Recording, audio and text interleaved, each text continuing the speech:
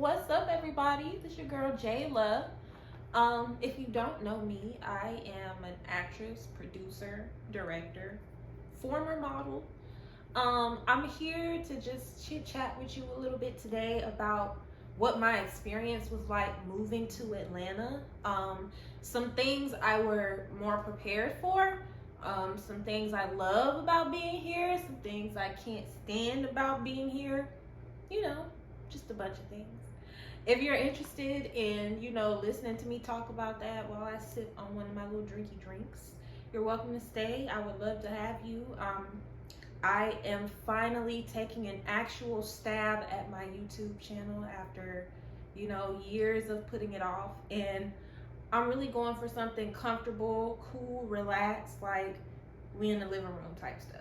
So if that's the kind of vibe you're looking for, if that's the kind of vibe you enjoy, stick around and enjoy the journey.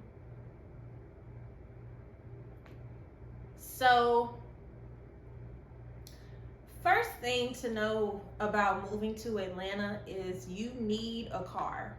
You need great transportation, because everything that you think is close is not as close as it may seem. And you don't want to deal with trying to put up with the public transit, having to spend all this money on Uber and stuff constantly, because sis, bro, it adds up, okay? And you will be pissed off, you certainly will. So I moved here from Dallas, Fort Worth, and just before I moved here, I had a situation happen with my car, so I became carless. Now, I didn't move here alone. I came here with my partner of 8 years, and it's been great. He just takes care of me. He gets me where I need to be when he's able, and everything is just great. But there are a lot of times I'm spending a lot of money trying to get to certain jobs. That's me currently, honestly, since I'm further out of the city. But when I was in the city, it wasn't as bad. When we first moved here, we were in the Buckhead area. And about that, everything that glitters is not gold. It's not very great and safe over there. It's overpriced. A lot of the apartments over there have bad mold issues that maintenance people won't fix. They just band-aid and cover it up. So keep that in mind when you're apartment hunting and Buckhead seems all glamorous to you. It's not as glamorous as it seems. And what else? Transportation, yeah. So stuff isn't as close as you think it is, pretty much. So come out here with a vehicle, period. That's just gonna make your life so much easier. The next thing, everybody out here has, goals or something they're chasing, just about, if they're not from here. So if you are coming here single and you are, hoping to find a relationship and all these things, I'm not saying that won't happen, but as a friend, I would encourage you to just come here and focus on what you came here to do. And whatever love or situation God may have for you, trust me, he's not gonna let you miss out on it. There are a lot of different stories I hear from my associates and acquaintances about just the dating out here in general. And I would just say, don't focus on it. I know that's easier said than done.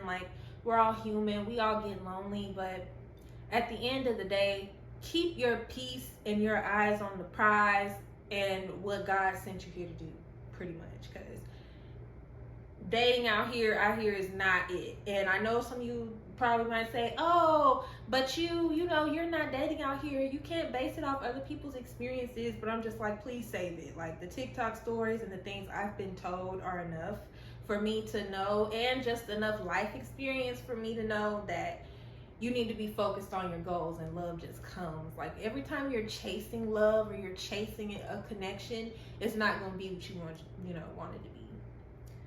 And another thing with that, people are not going to be who they say they are. So please have your discernment goggles on so you can see when you're being fed BS. as far as business, friendships, like whatever it is, like almost everyone is out to get something. So you need to keep that in mind. Like, I'm gonna just be honest. A lot of the great connections I made out here, I honestly made through business over time. Like I've been out here almost 3 years, and one of my best friends here, she and I have been working together almost 80% of the time since I've been here, and it happened naturally. It didn't feel forced. So as far as finding your people and finding friendships, like don't force it, because when I first came here, I was in every group in on Facebook, trying to find friends in Atlanta, and honestly, it gave me so much anxiety. It was, it can be creepy. You don't know people, especially when you're in a city where you have no one. So what I would say is just, I mean, if you are gonna go seeking things, because some girls are, braver than others, just be careful. Like, be careful all around when you come out here. That's all I'm gonna say about that. I'm gonna leave that alone. And the next thing that's super important, I feel like, to talk about is, don't get discouraged if things aren't happening immediately. Like, you might come to a place thinking you're totally prepared, you did everything you needed to do to be ready, and stuff's not happening in 2-3 months, a year. Whatever you're doing, you have to pay your dues essentially, and accept the failures, the success, all the things that come with making, something great, whether that's a career, a product, business. Like, you just have to give stuff time. Like, that's all I'm gonna say, because anything that just pops off and happens quick is not gonna last. It's probably not worth having. And at the end of the day, is this something that's gonna withstand the test of time? Like, as I'm growing and I'm thinking about the stuff that I'm creating, I truly want to make stuff that's honestly timeless, stuff that, I feel like could resonate with generations beyond me. I know that's probably seems super zealous, but it is what it is. That's how I feel. Like, my dreams basically consist of storytelling. I have so many things running through my mind, like, at any point. So it's like I have to get those stories out there. And there are a lot of times I've gotten imposter syndrome, felt like I couldn't do this, I'm making a fool out of myself. But I have to just remind myself, like, this is all a part of the journey, and I've grown and experienced so much. Like, even in my industry, I've had a lot of experience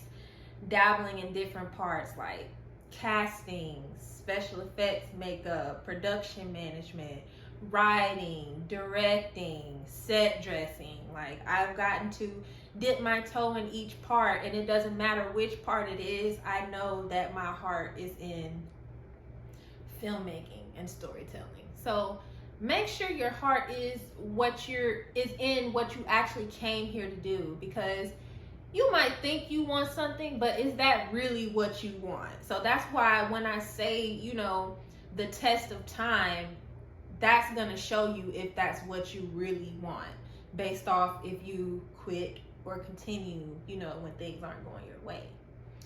So, a little more about the experience when I first came here.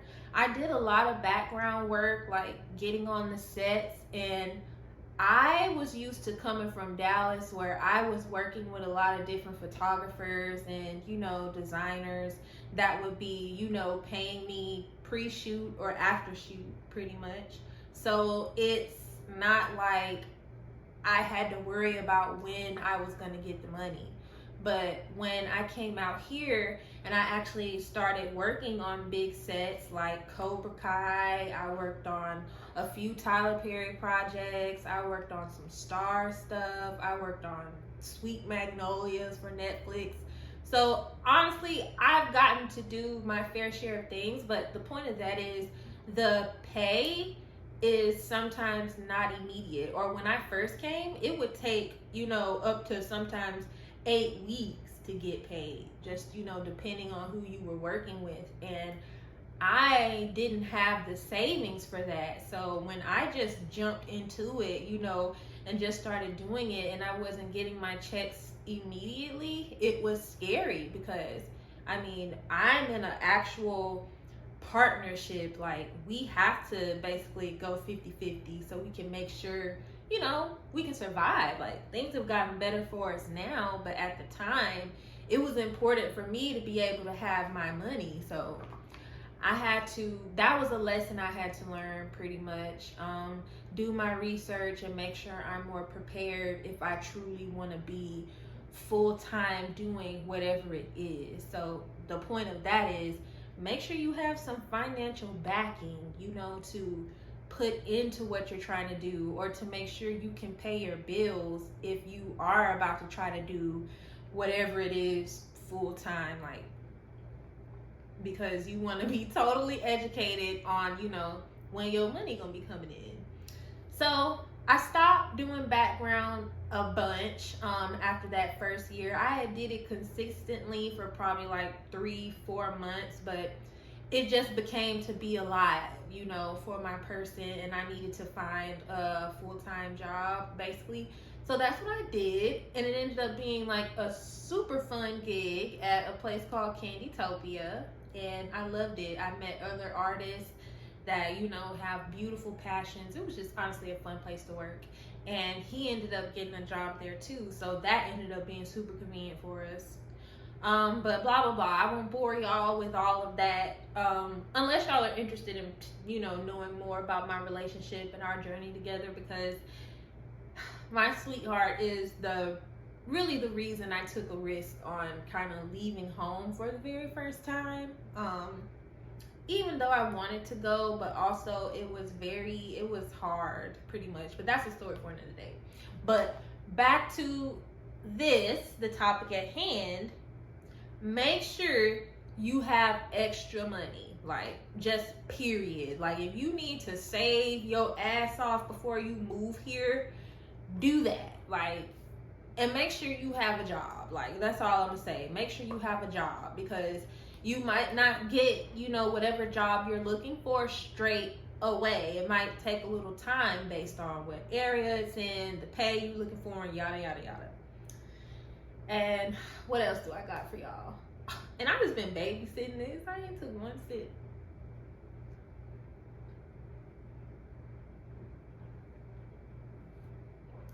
I hope I'm not talking too fast for y'all, though. When I get passionate about stuff, I can, just go crazy. But anyway, we covered, focusing, making sure you have a job, making sure you're passionate about actually what you came here to do. Okay. Some things I love about Atlanta is, one, if you have your own business, you have the potential to make a lot of money out here, especially service-based businesses. If you are a content creator, there are so many cool places you can go and create content, so many places you can explore and try. So it's like endless. Another thing that I love about Atlanta is, honestly, you can follow your dreams here pretty much. It doesn't matter, what that is. The only thing they're really missing is a beach and better food, because I'm sorry, I'm from Alabama, Birmingham, Alabama, and I haven't had many places whose food, just tops the food from back home. And my man be getting mad at me sometimes when I just he's saying, oh, you always complaining about everything. I'm like, no, I'm not complaining. I'm just comparing that my food from back home is better. But he might disagree because he's from Louisiana. But anyway, I would challenge them to a cook-off if I could. Let's see. That basically covers the things I love. I'm gonna be real with you. There are a lot of things about this place that also annoy me. I just feel like, yes, the culture is supportive out here, but I feel like, some of the black culture in general is not as supportive as it should be. And really what I mean by that is, for example, I work for a magazine, Little Brown Book. I will show that to y'all actually in just a moment, but me and the CEO editor, she and I went to basically a black owned mall out here, Black Wall Street, and it was like a ghost town. And it made me sad because I'm like, wow, so many talented businesses in here, like great products for the most part. It's just like this should be bigger than what it is. So that's another thing that pushed me more into like marketing. I know I haven't really talked about just like everything I do, but I do a lot of brand ambassador and, you know, marketing and sales stuff too. But pretty much the support out here needs to be better. Instead of it being all about popularity, it should just be about helping create lasting generational, you know, wealth in our community. And I feel like that starts a lot of within. And you would think out here in this place it would be well, I don't want to just make it seem like it's not popular to shop black owned only out here. It's just, I don't know, it doesn't always give what it needs to give. Don't eat me up. I don't know. If you do, I don't care. But like I said, I'm not from here. Atlanta natives might disagree with me and probably can give me you know, more examples of where the community actually is as a whole. But honestly, that's basically it. Like, what else don't I like? I don't like that the food isn't that great. Like, I don't like all the traffic, the typical things.